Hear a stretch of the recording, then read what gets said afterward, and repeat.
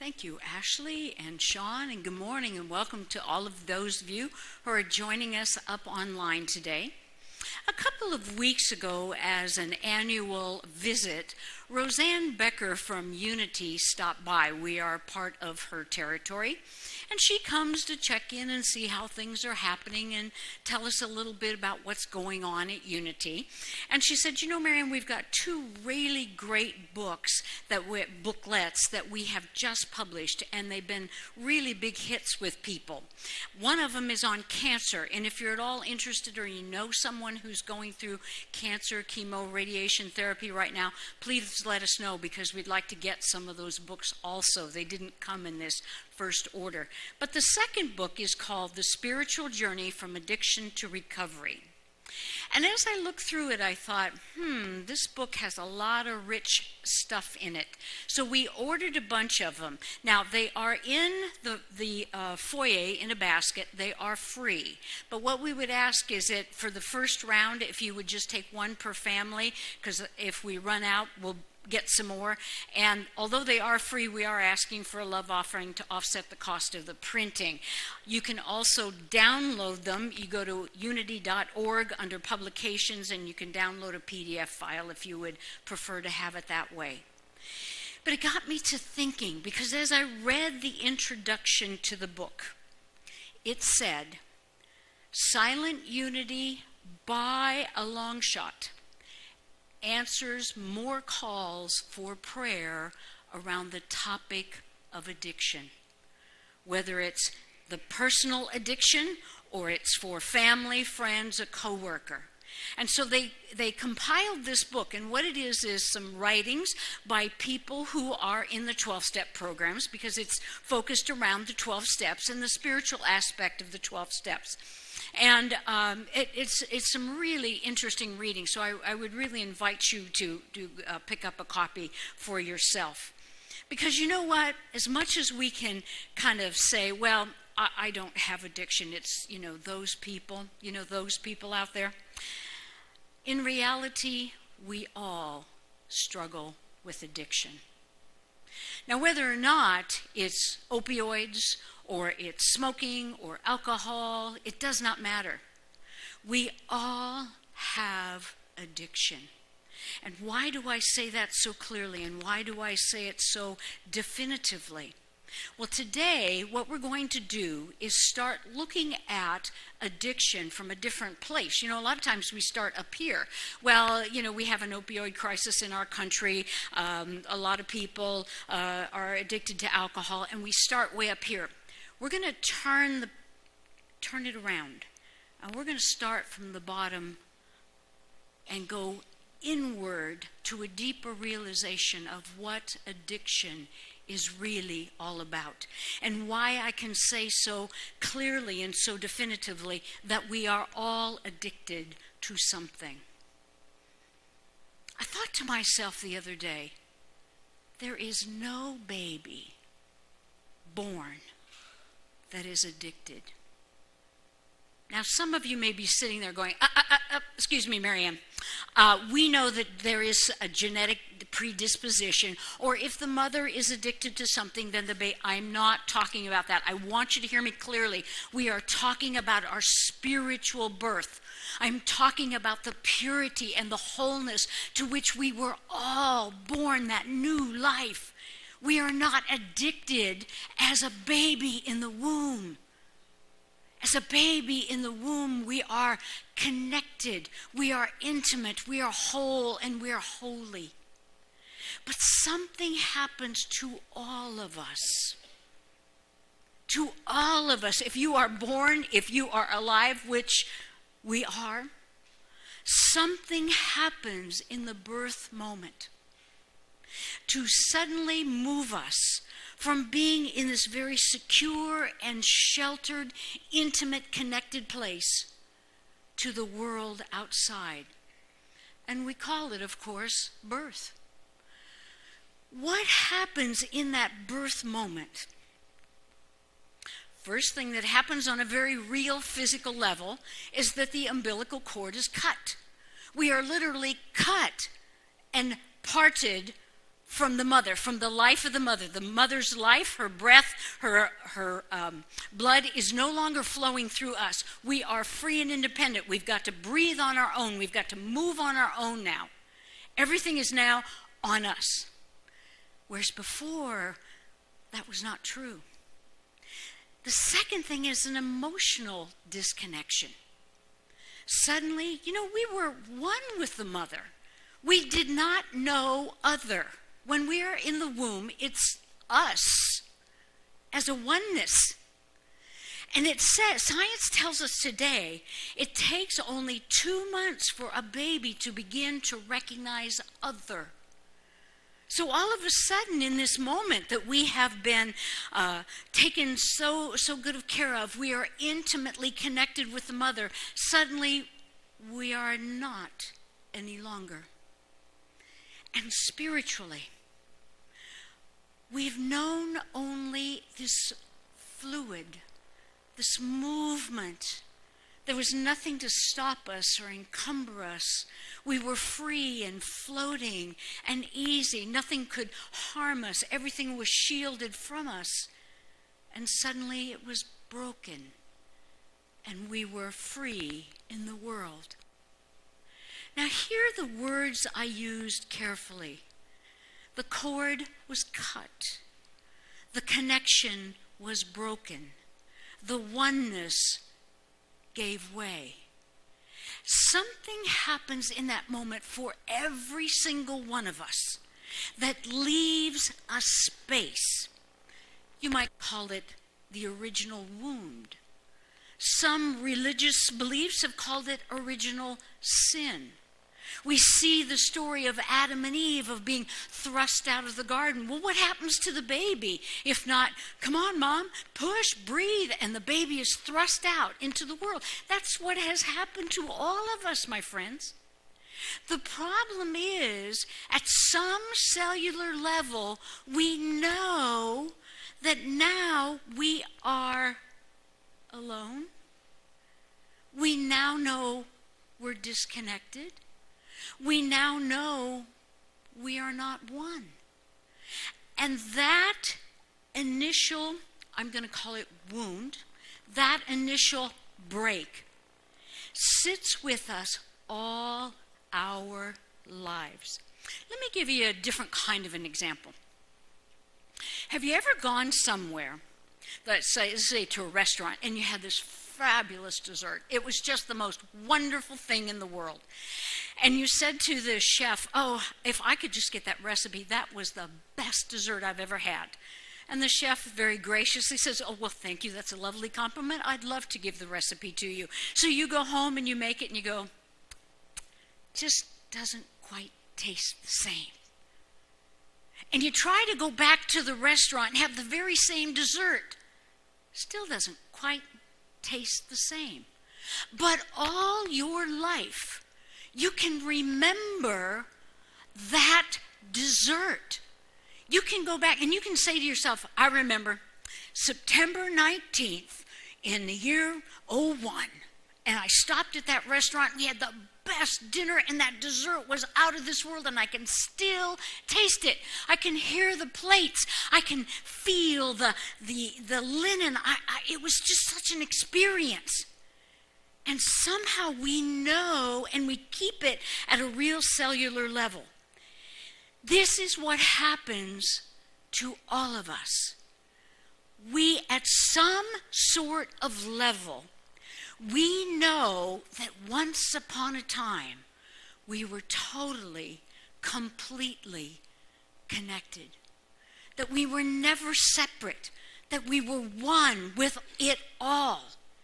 And yet, now, we don't get it. We feel kind of adrift. I think sometimes we don't appreciate or are aware of the power of our spiritual journey in a kind of a cellular way that speaks to us, touches us, that kind of informs us. It kind of challenges us. It's right there at the 181, and we can't put our finger on it. We can't touch it, but we know something is missing in our life. Something is lost somehow, and we go in search of it. And that, my friends, begins the cycle of addiction. Here's what happens. We have this knowing that at once upon a time we were connected. We may not be able to give it words, we may not be able to articulate it, but even the youngest children seek to want our attention, seek our appreciation. They want to come home with their, cartoons and put them on the refrigerator. They want your applause. They want, and just have another sibling. And I was the oldest, and 2 years and 2 months later, my brother was born. My life was just over because, my parents were giving all this attention to my brother. Well, they had the best when they had the first one, for criminy sakes.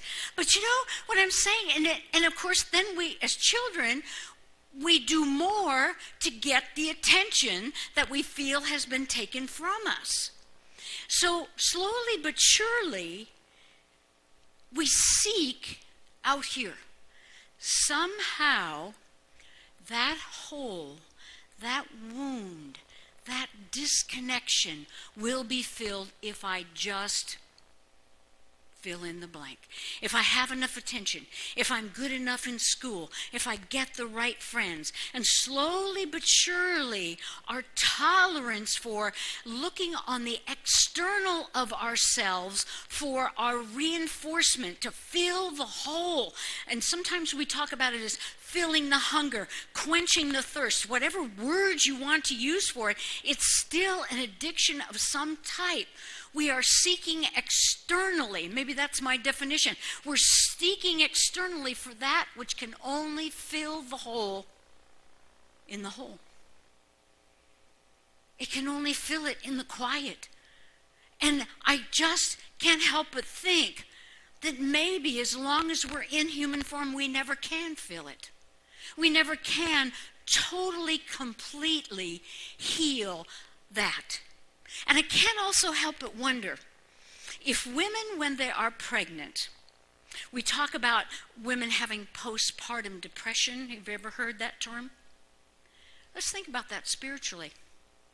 For 9 months, once again, they lived the intimacy of connection. One more time in their life, from their own birth that they broke away from, now they are giving birth. Now, of course, as an adult woman, we get that it's different, of course, but there is a sense, and I know when women are pregnant, oftentimes you hear people say they're just glowing. Are they glowing because they're happy about the child? Are they glowing because their hormones are up? Or are they glowing because for one brief moment in their physical time, they once again are experiencing the holiness of the whole? A holiness of the whole. A union, an intimacy with another life that's short-lived, certainly. It's only 9 months long. And goes away. So slowly but surely, we become more aware of that disconnection. We become, as we grow, as we reach around ourselves, and it shows up like this. I really want to do good, and I am in an athletic competition, and I win the gold medal. And then what? It's not enough. I work really hard for my first car. But I wish I'd had one like you. It's not enough. I do a great work. I paint this picture. And it's not enough. Where does not enough come from? And we've all experienced it. We've had friends over, we've had a great evening, but it's not enough. And that not enough is that sort of empty space that haunts us. We feel it filled sometimes when we're out in nature. We feel it, of course, in the whole idea of in the concept of a sexual union. But again, it's so short-lived. It's not a forever moment. And so we live with this woundedness, this broken place that we try to fill externally. If I could just have more, if I could just have more, if I could just have whatever. And when we can't get enough, we begin to feel that pain so sharply, we begin then to drown it. We begin to stop hearing it. We begin to anesthetize it. We begin to say, no, I can't deal with it, so I'm going to do something to prevent my feeling it. And we shut down, however that shutdown might be. We begin to shut it down. We just want people to like us. We just want to get through the day. We just want to get away from everything and everyone that demands of us, so that we just don't have to feel that feeling anymore. That's why I say we all have an addiction. Maybe it's solitaire on Saturday night. Maybe it isn't alcohol, but it's gossip. Maybe it's the feeling of self-judgment. I take it in on myself. Maybe it's criticism of others. Whatever it might be, it somehow, for a nanosecond, soothes something within us. And yet, slowly but surely, if we begin to seek what that space is, we begin to see that it is only inside of ourselves. And so we've got to then get inside of ourselves and stop looking outside of ourselves for the answer. The other day in our artistic life class, you know how when you're talking and then you have that aha moment, you go, oh yeah, that's true. I thought to myself, how is it that we are created in the image and likeness of God? We are therefore creative. Now let me say that again. We are created in the image and likeness of God, and therefore we are creative. But the minute we negate our creative ability because we label it, art or music or famous or writing or something like that, and fail to appreciate we are absolutely creating a life, the disconnection and the hole gets bigger. The hole gets deeper, wider, darker. You see, when I create, whether it's making a batch of cookies, whether it's walking the neighbor's dog, whether it's helping a friend cross the street or opening the door when someone came to church today, there's a moment where time falls away. There's a moment when you're back in that eternity spot. You know, and athletes call it being in the zone. It's not a concept that's unknown to us. We know what it feels like when time falls away. The kids are home for Christmas and we're making cookies and all of a sudden we go, oh my gosh, kids, look what time it is. We got to clean up because dinner's going to happen in a few minutes. We got to get going. And there's something about that moment that suddenly we reconnect. Something about that moment that we feel a oneness and a flow. Something about that moment that takes that hole and makes it a little bit smaller and a little bit smaller. And sadly, we negate it so quickly and go, nah, it wasn't anything. It was just spending an afternoon with the kids. Instead of saying, in that moment, I felt whole and holy again.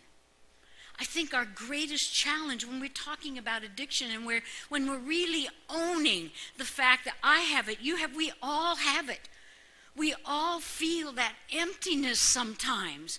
We all long to have an infilling of something that will make that emptiness go away. But what I'm saying to you is it probably will never go away by virtue of the fact that you are in a human body and cannot reconnect literally, physically, like you could when you were that infant in vitro. Yet, Scripture tells us that in the beginning in Genesis, we were expelled from the garden. What's the garden? Oneness, perfection, wholeness, and life. And Scripture tells us that we go through all of this. You know, we have our high moments when we're totally present with God and we're totally aware, and we have our really low moments too. But where do we end up? Back in the garden. It's a full circle journey. We come back to the garden.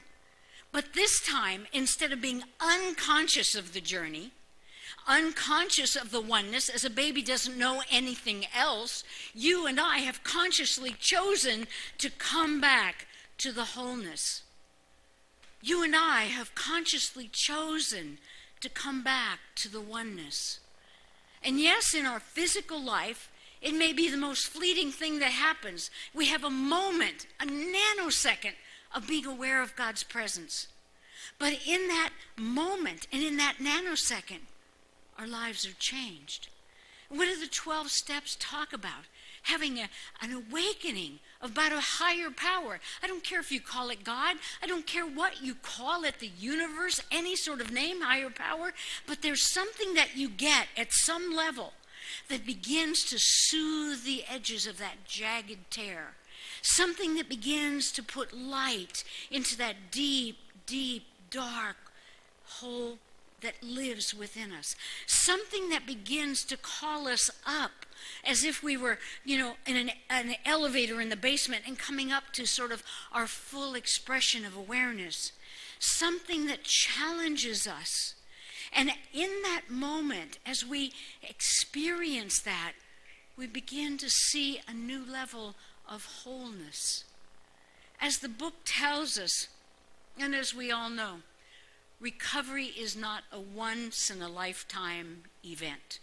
We don't have a moment of recovery and say, I am done. I am done with recovery. I am done. It is the lifetime of working more and deeper to expand that conscious contact, to move into that space of saying, I don't care what's happening in the world around me, I care what's happening in the world in me. I understand that I might not be in the Louvre Museum with my artwork, but it's an expression of who God created me to be. And when I'm in that creative expression mode, then that hole begins to shrink. That hole begins to be a softer place to land. So through the course of this month, we're going to look at this idea of the spiritual aspect of the journey of addiction and also recovery. And it was important, I think, to start off by reminding us that we're not talking about them, the imperial them, whoever they are, but that we all have this issue. We all have that sense of separation, a belief, a lie that God is somewhere out there, up there, does not care, does not know what's going on with little old me. Rather, as we journey through this booklet and some of the writings that these people have, some of the understandings that we are having, this is the time when we can say, I too have that feeling of disconnection. I too have that feeling that, boy, if just, no, not you, not them, not those, if I just sit within myself, loving me and blessing me. If I remember what it was like, and our cells do remember what it was like to be connected, to be in community, to be in intimacy, and to be in oneness. Through that deep time of inward prayer and meditation, we begin to heal. And as we heal, we invite others to the healing journey with us. Thank you for joining me today, and God bless.